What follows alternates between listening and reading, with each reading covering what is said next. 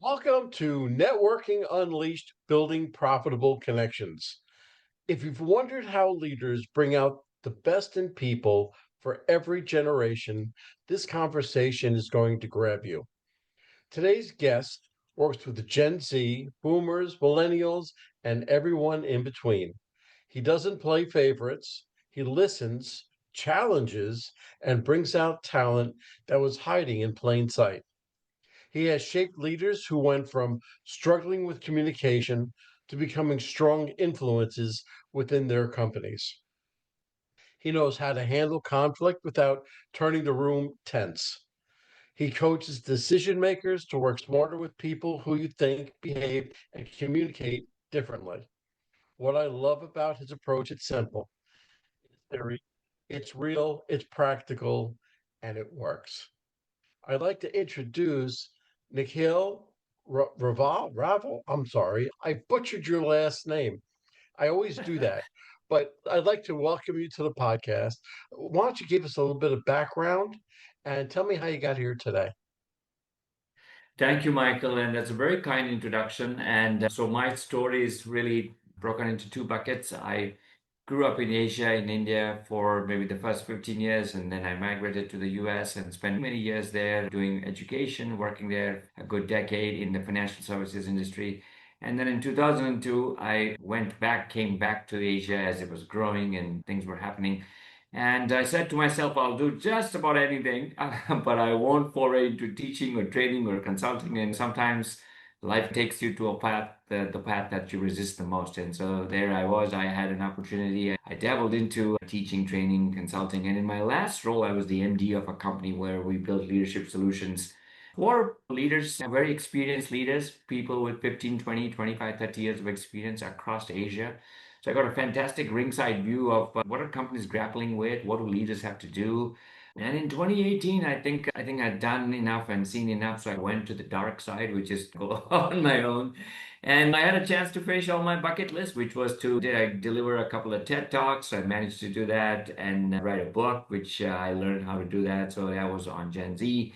And then from the Gen Z book, Michael, I really, what I noticed is that a lot of my consulting work is that it isn't just the Gen Z, it's their bosses and people around the whole ecosystem are also all part of that. That led me to write the second book, which is on multi-generations. And like you, I'm fortunate to have run another podcast, which is called Working with Gen Z, which is fairly popular, globally ranked among the top two, three Gen Z podcasts in the world. So here I am. That's great. And like I said, I've seen the videos of your podcast. I was fortunate enough to be on the podcast, but you have a huge following and everybody really pays attention to what you have to say. So whatever you're doing it well and just keep doing it. Okay, I have a few questions for you. You work closely with Gen Z and other generations. What's one misconception that keeps people from connecting effectively at work? So, Michael, let me ask, and let's just to put this as a sort of a what if scenario. Let's say if I had to design a TikTok or a LinkedIn campaign in your company, who would be the person that you're gonna hire? There's a good chance that you're probably thinking of someone maybe in their 20s, thinking that, you know what, that person over there, I think he or she will do a good job. And even while this may be just in your mind, there is probably you made a kind of subconscious decision of saying that, you know what, there's one young person who's good at this, and there's probably another experienced person in my team who may not like technology and who may not be good with technology. So I guess the first place that we often stumble into this whole multi-generation conflict zone or a situation where people start thinking about, okay, hey, here's my boss and this is what's happening, is the stereotypes that we carry about each other. And I can go on, but the stereotypes are just that. They are stereotypes, right? I think generations have existed for many years. In our personal life, we've had to deal with our parents and our grandparents, right? And so they come from different generations. So it isn't a new concept, but I think it just gets amplified in the workplace. And more so with all that literature that's out there. I think we'll talk more as we go along that I think we can keep it simple based on just doing away with some of the stereotypes and what's even called meta stereotypes, which means like I carry a certain stereotype about my own self or my generation. And that's where it all starts. So that's, I would say that, and we can go into some of the stereotypes, but that's the place where it starts normally. Okay, good. I like where this is going. And I could interject a little bit, but I'm going to wait a little bit longer. Okay, when a leader needs to build trust with younger employees, where should they start in the very first conversation?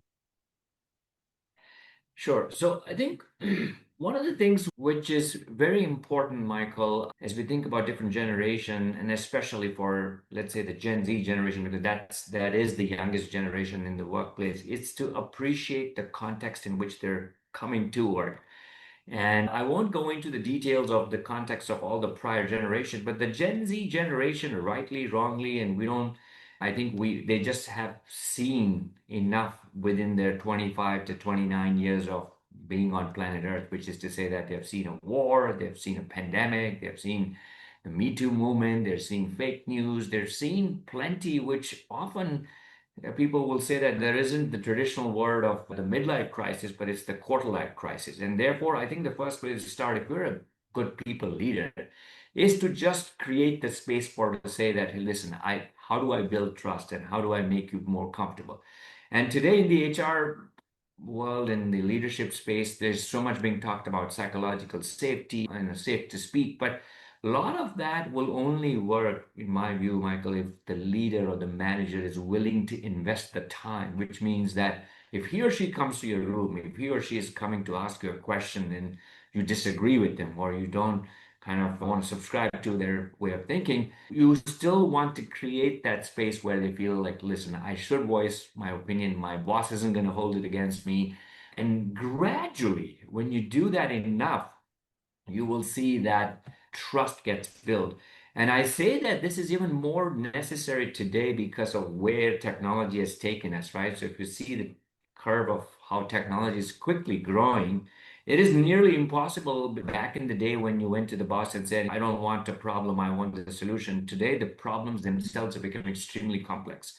So therefore, it is in the manager's good decision or in their interest to say that, you know what, I think I need to appreciate another lens.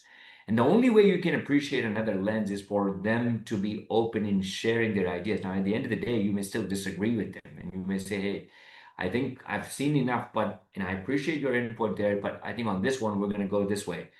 And it's a gradual process. And I work with companies. I think people believe that this is something that's going to happen in one conversation or two conversations, but it's something that just takes time, a lot of patience, and a lot of investment, I would say, in the manager's part. Would you say that it's a two-way street, that the Gen Z has to begin trusting the owner, and the owner also has to begin trusting the Gen Z? It's a two-way street. You have to be open to trust, but it can't be one-sided. One side can't be open Absolutely. to it. Right? Absolutely. I think you make a good point. And I think just to conclude that last point, I do want to mention that it isn't all about the managers not doing what they do, but I think, and I often say this to, I often say this to the Gen Zs in when I do workshops to say that, look, you have a 40 or a 50-year runway. There is a good chance you will have a millennial as a boss or a Gen Xer as a boss for at least the next 20 years because that's their runway.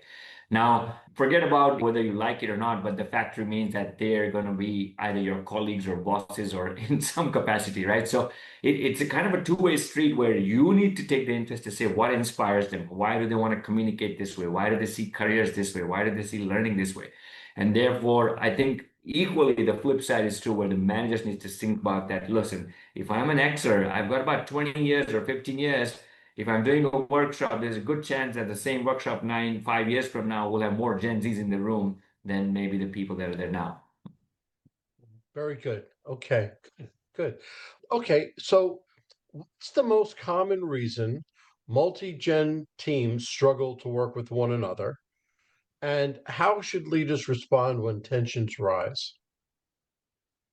Yeah, so I think, as I mentioned, one of the things that leads to some of this is, and Michael, we've spoken about communication and forms of communication, but how do we get to build that sort of routine of communication? But I think I would start with both the self-awareness, which is the first step. This is to say that, okay, if I'm a manager managing people of different levels, different age groups, different cultural backgrounds, am I self-aware of my strengths? In other words, do I tend to default back to my old habits? And therefore, I think the self-awareness becomes the number one thing for people leading people to say that, okay, are you reasonably aware of your blind spots? And there are ways in which you can minimize that. You can ask feedback and you can do many other things. You can have instruments and so on. So that is the first place that I think the more we can become aware of ourselves, the more we know that, okay, what should I not do when I'm in front of a colleague or a peer or let's say someone that I'm managing. The other, as we mentioned, is just the stereotypes, right?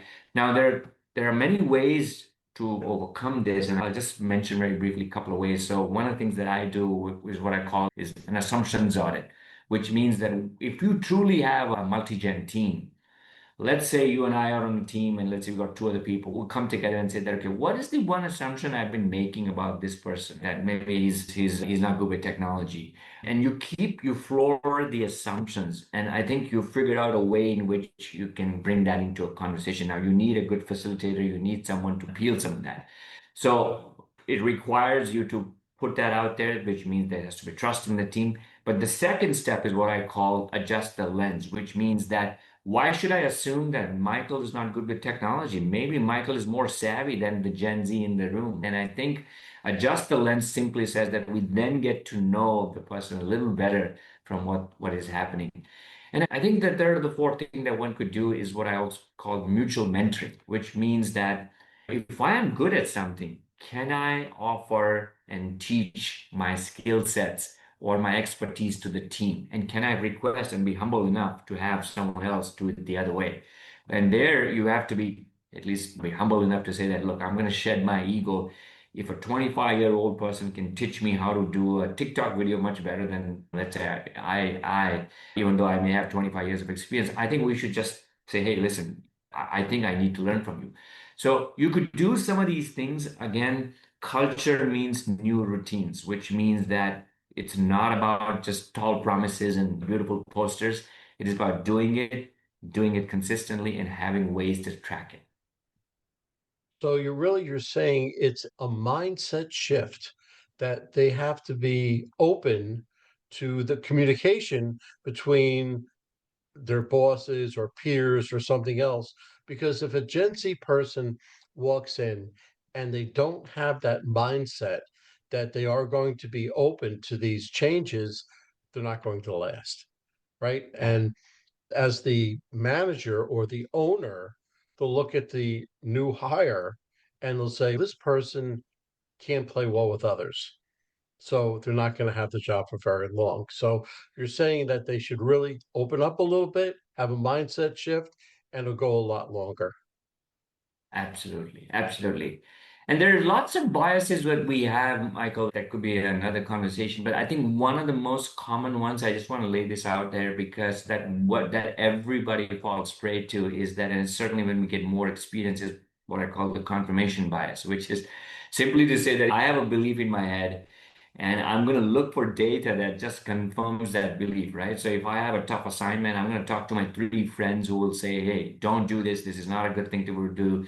Rather than, can I think about another perspective? Can I welcome another opinion? And I think for managers, for people in both sides of the aisle, right, they just need to consciously build a habit to invite another perspective. I may disagree with them, but I know, the only way I can appreciate like what is Michael going to talk about is to say, Michael, I still like to hear what you have to say. You may have made a decision. And I think that is one of the things that if we can just even work towards that can bring a lot of harmony and we can go from friction to fusion. Yeah, no, I absolutely believe in what you're saying, but it's the people who surround you. So you don't want yes men. You don't want somebody or people to agree with everything that you say because you're not getting any information that way. So if you get some people say, look, I wouldn't do it that way because I would do it this and this. And you can say, I agree with that, but not really. So I'm going to do it my way. But at least you had a different point of view so you can judge yourself. And really, for managers, supervisors, VPs, C-suite people. It's you have to have a lot of those rather than having yes men, right? Absolutely. When I've owned multiple companies, and we've always had that opportunity to have people say, "Did you should you really have done that? Because I would have done it this way," and it makes you think. And oh, you're right. And sometimes I had to go and apologize to my employee, but that didn't happen too often. So it's just it's a mindset. I agree. Does curiosity help a leader influence without coming across too pushy or political? Yeah, so I think the way in which we spoke a little while ago that if we think about how we've gone from industry 1.0, 2.0, 3.0, 4.0, 5.0, and what has happened in the shift in talent, right? So there was a time in which you needed to have engineering skills and engineering and math skills and standardization.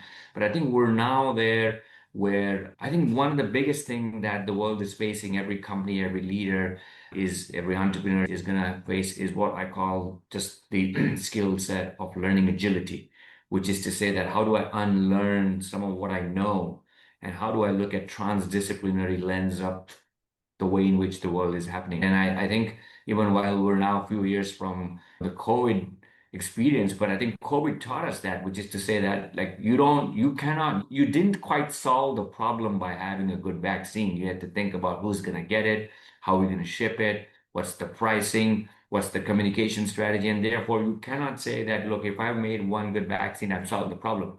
And I think therefore curiosity goes a long way. And I think if you think about the way in which technology has grown, right? I think we've seen very few inventions in the last 200 years, but we've seen so much more in the last 30 years. And they say that that curve is nothing but not linear curve, right? It's just going straight up. Therefore, curiosity to me is so fundamental today, and the ability to be curious about things. And so the other day, somebody was telling me that ChatGPT can actually solve and do better financial analysis than the first year McKinsey consultants. Now, if you're in that kind of a situation, that what does that say? That says that I have to be curious about either learning technology. I have to be curious about ways in telling my clients that, look, GPT is one, they're going to do something here, but I'm going to help you bring that other element. It's a core competency now in what I call the future of work. Yeah, I always view AI or ChatGPT as a tool, right? So if you're a financial advisor, use AI as a tool and you talk to your customers because people still need the people mode. They still have to talk to people. People don't feel comfortable unless they get another person, even if they're doing it through Zoom, because here, you and I are speaking, but you're a person. So you're a person behind the camera. Yeah. So I use AI all the time, but I use it as a tool and I use it as a backing for what I'm saying, and I'm talking to you about it. So that's the way that I use it. And you're right, because the other thing that, Michael, what happens, especially when we're talking about generations, that I almost empathize and most feel sympathize for the Gen Z generation, because here is a generation which is growing into the internet. I always say Gen Y accepted technology, but Gen Z expects technology. And I think we have to be cautious, while AI is so powerful and everything, that we don't become over dependent. In other words, you don't in many ways, people say that, look, you're outsourcing your thinking to AI. And the other day I was reading there's an experiment done, I think one of the schools, like as Caltech, what they did is that they actually they did three groups of people. One where they gave a problem to solve the human mind, the brain. And then there was another set of problems which had to be solved through using Google. And the third was using ChatGPT or let's say generative AI. And what they found out in their brain movements over like the 6 months is that the two on this side, which is the AI and the Google, the brain movement, it was shrinking in the sense that there was more atrophy being built because you're not using the muscles or the cells or the neurons. So I totally agree with you. I think our ability to solve on our own is so much more crucial, and the human element should never go away. Absolutely. And I've heard of that study, by the way. So I know exactly what you're talking about. But I've always been in the camp of using my head because I have to make the decision whether I'm going to use the AI tool, or some other tool. And I have to learn how to put them all together. I use them all, but I Yeah, put them together and come up with my own decision. And that's what I think separates us from the computer, so to speak. yeah. Okay. In your view, what's the biggest mistake leaders make when trying to communicate expectations clearly? I think the one of the things that I think you may have read, there's a very good book written by a gentleman called Daniel Pink, and he's written the book called The Drive. And he essentially in that book talks about what are some of the explicit factors that are expected from an employee, like when he or she is joining a company. We all have a list, like salary and brand and this and that. And he said that, okay, look, even if we get 7 out of 10 on a good day, that's pretty good. But what matters to employees beyond all of that is the ways in which we are giving them engagement at workplace. And I always say, Michael, fundamentally, that there was a time in which perhaps like maybe our generation, your generation, my generation, like the way in which we looked at work was that I gave time and there was money on the other side. So the exchange was time against money. Now it's going where it's a more of a value exchange. In other words, what value do I bring and what value does the employer bring? And that's the way in which people are looking at it. And I think the biggest mistake that we tend to do is that managers tend to delegate the responsibility, but not the authority. So I'll just repeat that. Managers tend to delegate the responsibility, but not the authority. I want to tell the whole world that listen, I'm all for innovation, but the moment a team member comes to me and says that, hey boss, can I try this a different way? You just simply say no. And I'm just saying this as a general example because there's always instances where you want to do the tried and tested versus when do you allow them to do an experiment. But it requires the manager to let go, which means that they don't have to feel so attached and in love with what they do. And therefore, I think that is a growing process. I've seen people with 25 years of experience and holding on to what they know and not letting it go. And it almost becomes their own sort of ways in which it can boomerang to them, which means they can't delegate more and they continue to do the same thing. And therefore, the way to overcome that is to make sure that we give autonomy properly, we give them skills to become good, we show them a purpose in why it is, and then we provide the safety to do this. Now, I'll just say one last thing. Safety doesn't mean here that you don't hold people accountable. A lot of times people say, hey, I want psychological safety and I like that company or I like that boss, but that is not at the cost of accountability. You still hold them accountable. And I think that's the distinction that people have to make, that you can create a safe space, but you can still hold them accountable. Absolutely. And I want to bring you back about 40 years, maybe longer. I went into the military and I was in the Air Force, and I was under the tutelage of a sergeant who was my supervisor. And he said, look, when you go out there, when you go out and you go onto the base, you do perform your duties, make a decision, right or wrong, make the decision, because listen, if you made the right decision, fantastic. If you made the wrong decision, we'll clean it up. Okay. But you have to make that decision and you have to be accountable for that decision. So that should make your decision making process that much more important. And this was taught like 40 years ago, but that Yeah. was the same concept, because you have to not only give the responsibility, but give the authority to make those decisions. And that's it, just brought me right back. When you were talking, that it just brought me right back to him. I was like, oh my goodness, that's exactly. But it made me the person I am today. Uh, Yeah. and I think that would be very helpful for a Gen Z person going into the workplace after they've established themselves. You can't walk through the door and expect this. But let's say after a year of being in there, you're given the responsibility, but you're given the accountability Yeah. for it. Say, look, you're going to have to be accountable for this. So you have to make your decision. So I think that's a very good point. that you're making. Okay, if someone wants to improve how well they connect with others, what's a small daily practice that has a big payoff?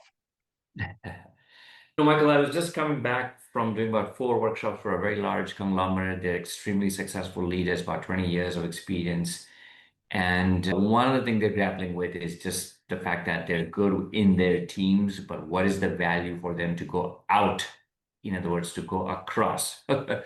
And I think it is as simple as understanding, and I gave lots of examples to say that, look, any company that we admire today and the leaders that we admire, and I just gave a couple of examples like companies like Google or let's say Microsoft. There were times in which many of their products were independent, not working together and not realizing the potential, but it's the people in the organization, some of the key leaders who made that happen, which is to say that they were becoming a crucial bridge to some of these other functions. And that simply can only happen when you can build relations. You certainly don't have authority over three product lines, but if I just build relations with you and let's say someone else who's holding another portfolio, over time, people not just value my technical skills, but they understand that, look, he takes people along and he takes everybody along. And I sense that I always say, as our conversation, Michael, which was that networking shouldn't be seen as transactional. Networking is all about a longitudinal game, which means that I attend conferences or I go and spend a day in my colleague's office and say, hey, what is it that they're doing? And I read up on something and I make a brand. But at the end of the day, remember you're doing this to expect something next 3 months, 6 months. That's just the wrong way of looking at it. And I always say that I think the more you can take the more mature view of building relations in an organization, it almost becomes your coalition or your bench or your championship support, which is there in the background without coming in the foreground. But when the pyramid gets smaller, it's those people whom you build relations will come and step up and say that, you know what? Michael is a super guy. I know him. He's worked hard. Like, even though he was not directly reporting to me, he was always willing to help. He was always willing to do this. And I sense that leaders and especially young people, Michael, I think if they can just appreciate and take that view, that networking is so crucial. And it's just crucial and important even in personal life, the ability to build relationships, right? I don't know. I don't know if you realized it, but you hit the core of networking with what you said. Ever since the pandemic, it, networking was really transactional. Before the pandemic, I feel it was very transactional. I have a widget, you have $3, you can have my widget, and that's it. But afterwards, it's become more relationship oriented, more relational. And I used to go to networking events. I was in a mortgage field. I'd come home with a shoebox filled with business cards.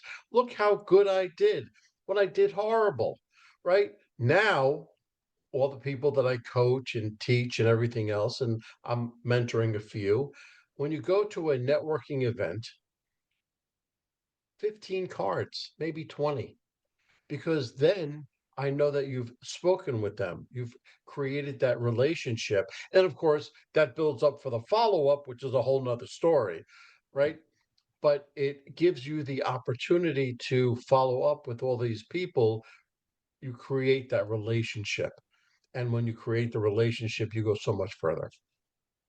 Absolutely. Can you share a time when a mistake became the spark for better relationships or improved teamwork? So I think maybe I can share times in which I've seen this with clients, right? And again, I go back to say that in many of the companies, Michael, what was happening is that as they were becoming more global, the ability to communicate was becoming harder considering time zones and all of that, the roles and so on. And at some point, companies started to realize that, look, there has to be a way in which we have to make this work because you're serving a global client, you're serving someone who's across zones. And one of the things that they did is that they actually made 50% of their sort of appraisal process to be like having a weighted average of 50% through the team collaboration. So in the earlier world, what used to happen is a lot of conflict. I blame you that, you know what, Michael has to show up at 10 o'clock his time and I have to show up at midnight my time, and all these things were happening. And I think it was again just this whole view of how do we appreciate working and making collaboration happen. And I just say this more generally rather than quoting an instance, but I say that I think it becomes so much more, again, that longitudinal view. I've seen people when they have to do cross-selling as a skill set, right? How do I know, okay, what is Michael doing? What am I doing? What is the third person doing? Then they go and spend some time, what I call day in the life of a customer. And they together then go and pitch to the client. And I think prior to that, and I just, again, I say this because when you're working in a silo matrix situation, what tends to happen is that you're in your world and you're doing your thing, and lots of companies have what I call shouting match cultures, which means that something happens and something doesn't happen, like they just escalate and elevate and escalate. And and that's just the thing, that's the way things should be done.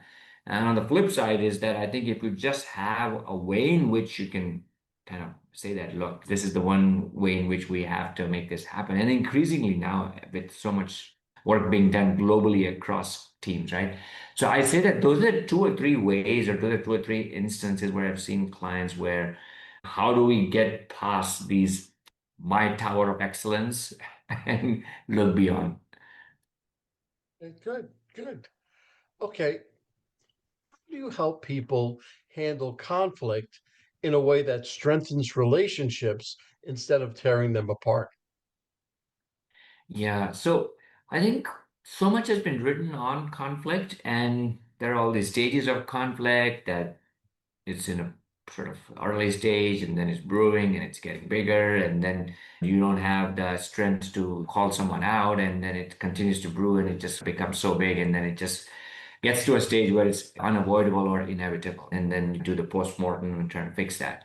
Now, a lot of what is becoming more popular, Michael, in organizations today is what we call nonviolent communication, or NVC. And the Microsoft CEO actually noticed this in his company when he took over, when he realized that, look, we're far behind in our product strategy, which is to say that we missed out on mobility, we missed out on social media, we missed out on what else, on the search engine and so on. But what he wanted to fix was the culture, which is saying that every man or every one person was for themselves. And so, what the nonviolent communication is essentially saying is that I still communicate what I feel based on a certain need which is not being felt. And there's a kind of certain process to that, but it's just a very powerful way of almost making sure that the conflict is not there. It's almost like the pre-conflict stage, if you can. And I think if companies and managers can start practicing that, then you almost are you're sharing what you want deeply based on what you feel without getting very aggressive or shouting or anything like that. And it's just a skill. And I feel that it's such an important skill today because even when people have to give feedback in some cultures, giving straight feedback is very easy. In some cultures, it's not very easy. And therefore, people are moving around and things like that. So, this nonviolent communication, NVC, is basically written by this guy called Marshall Rosenberg, right? He's written that book.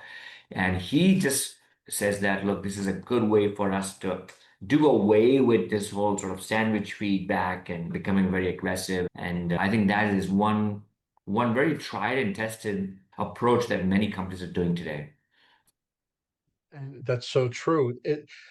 The culture of a company comes from the top down. And it's like you said, it's a skill that they have to master. You can't just say, okay, I'm going to change the culture of my company and overnight it's going to change. They have to practice. Now, the upper echelon, the CEOs, the C-suite executives, even the supervisors have to practice because the new people coming in just say, oh, this is the culture, and they accept it, but it has to work from the top down. And that's part of the training that I give the C suite executives, because when I teach the workplace, when I do a workshop for them, and if nothing changes from up top, then what I'm doing is for naught. right? It's not going to do anything. So it's a skill and they have to master it. And once they master it, then everybody gets along that much better. That's all right. Absolutely. Okay. So people learn in different ways. How can a leader shape communication so everyone in the room feels engaged and understood? Yeah, a great question. I think one of the challenges that people have experienced even more pronouncedly, which is the fact that how people see communication post-COVID. And I say this because all of our preferences of how we used to communicate and what's happening because of the intervention of technology has changed that. But I had to do a workshop, Michael, I think in the middle of COVID. How do you lead people how do you lead hybrid teams? One of the things that I think first, before we get to that, is to be mindful of the fact that the manager of the future will have to lead people in these four boxes that I give, which is to say that synchronous, asynchronous on one axis, and remotely and together in another axis, which means that I'm either on a Zoom call or a team call, that's one, or let's say we do a call and someone picks it up as a recording. I'm in an office physically, or I'm doing that remotely. And therefore, you cannot take the view that I'm good at one thing or I used to lead people, being in the office. Like the workplace is changing in a way that as the CEO of Microsoft says that you have to be good in all four because the younger generation has that kind of their context. Now, generally, what tends to happen in the post-COVID, because so many of the companies are doing some combination of hybrid, 2+3, 5+0, whatever it is, like whatever works for them in their own sort of world, which means that you should have a quick sort of a protocol or a rule of like how you're going to communicate, which means, okay, if it's an emergency, you can text me. If it's a client communication, we do an email. If it's a team kind of a conversation, we can use Slack or we can use Teams or we can use something. So I think what works is defining the protocol and also keeping in mind that every generation also has a slight preference. Like I remember from my time, and I'm sure as you can relate that I preferred writing emails, and that's just the way I felt that like the boss should know and everybody else should know. But over time, like I'm thinking that maybe other mediums are like easier, maybe a voice note. And I see and I learned that from the younger generation. So I think every generation has a preference, but the way in which we can manage it a little bit tightly is to just have a certain rule to say that, listen, if it's expected to be, it's a client and expected to be written in 24 hours, this is the medium. If it's less than 4 hours, use a chat. If it is 48 hours, use this.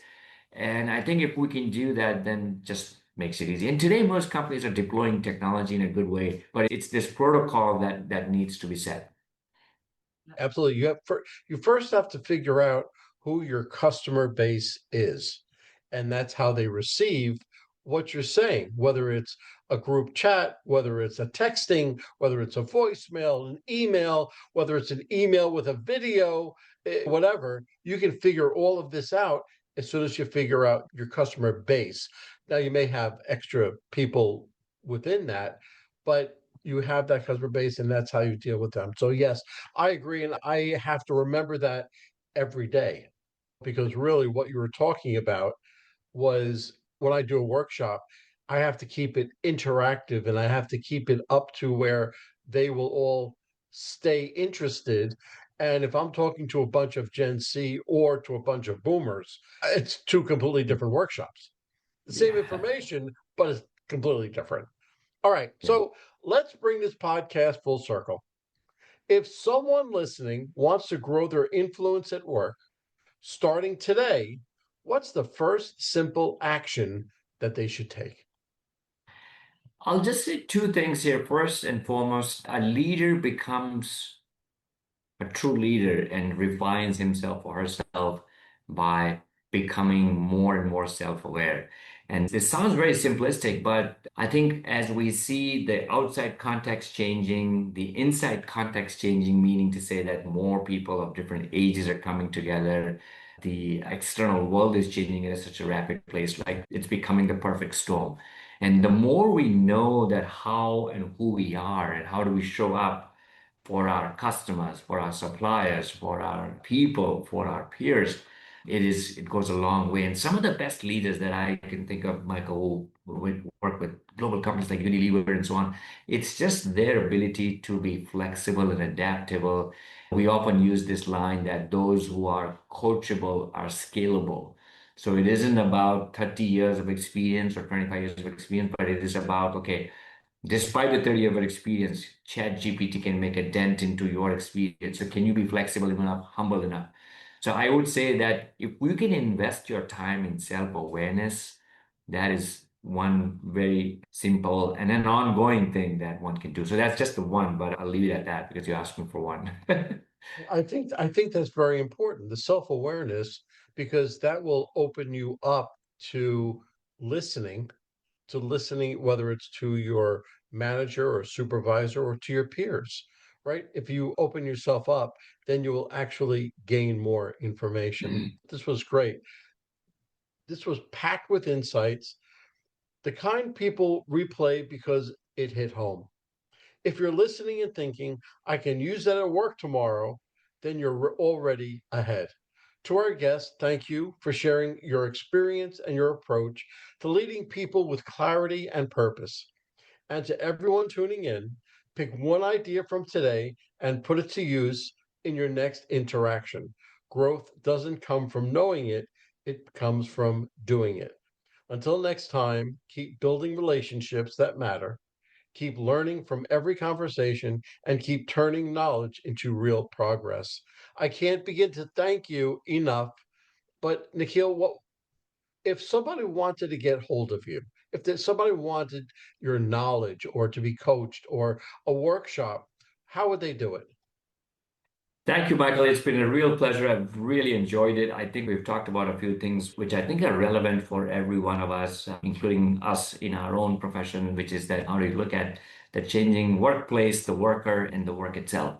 I think the easiest way for people to get in touch is, I would say, LinkedIn. It's today the most commonly used platform for professionals. Look me up on LinkedIn and you'll find all the other details. I have my website details there. I have a YouTube channel, of course, which gives you the videos of the podcast. And the podcast is called Working with Gen Z, which is again available on the most popular platforms as well. Look me up LinkedIn, and that should become your one source to kind of find the other ways to look me up. Thank you. Thank you so much for coming on to the podcast. I'm sure that all my listeners took something from what we were discussing and they'll use it. Thank you again.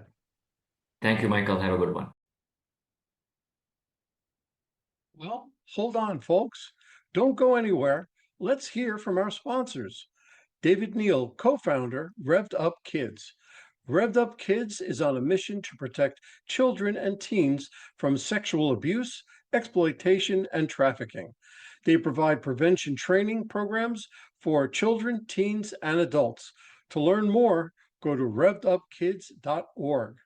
Henry Kaplan, Century 21. When it comes to making the biggest financial decision of your life, leave it in the hands of a proven professional, Henry Kaplan. Henry is a global real estate agent with Century 21, celebrating his 41st year in business. No matter where you're moving, Henry has the right connections for you. You can contact Henry at 561 427 4888. A huge thank you to our guest for sharing such incredible insights today.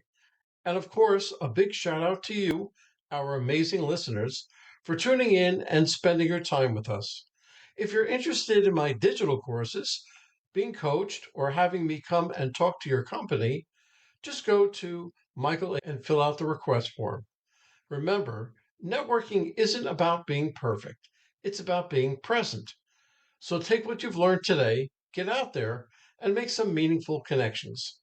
If you've enjoyed this episode, please don't forget to subscribe, leave us a review, and share it with someone who could use a little networking inspiration. Let's keep the conversation going. You can find me on Apple, Spotify, Pandora, YouTube, or my website, forman.com/podcasts.